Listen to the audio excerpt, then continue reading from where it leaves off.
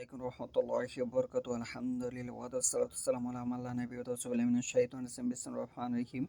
وإن كنتم على السفر ولم تسيروا كتيبا فرحان مكبوسا فإن أمين بازوكم بازن فليؤدي الذي أو تؤمنين أمانته وليتق الله ربه ولا تكتموا الشهادة ومن يكتمها فإنه أثيم قلبه والله بما تعملون عليم।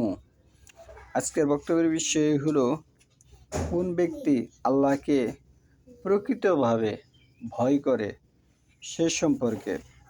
আমি যে আয়াতটা তেলাওয়াত করেছি সূরা বাকারা 2 নম্বর সূরা, আয়াত নম্বর হচ্ছে 283।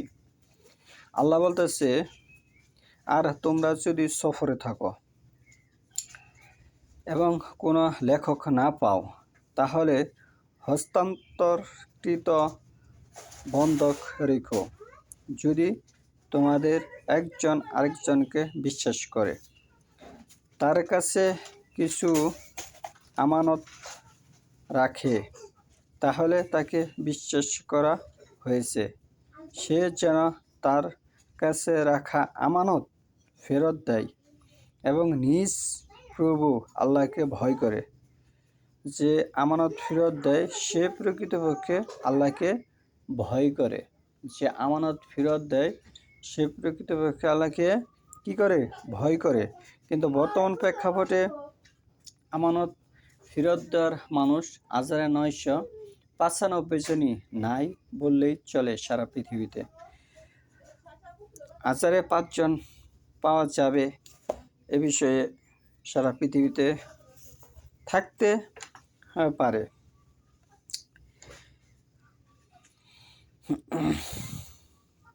তোমরা সাক্ষ্য গোপন করো না, যে তা গোপন করে সে নিশ্চয় অন্তর পাপী। যে সাক্ষ্য গোপন করে তার অন্তর পাপী। তোমরা যা করো আল্লাহ তা ভালোভাবে অবগত আছেন। শব্দের অর্থ হয়েছে এবং ইন হয়েছে যদি, কোনো তোম হয়েছে যদি তোমরা আলা থাকো, সাফা আর সফরে থাকো হয়েছে এবং হালাম হয়েছে না তাজি ইরু ব্যবসার কাছে থাকা না পাও, কাতিবান লেখক, ফারিহানুম রেহান, মাকবুজা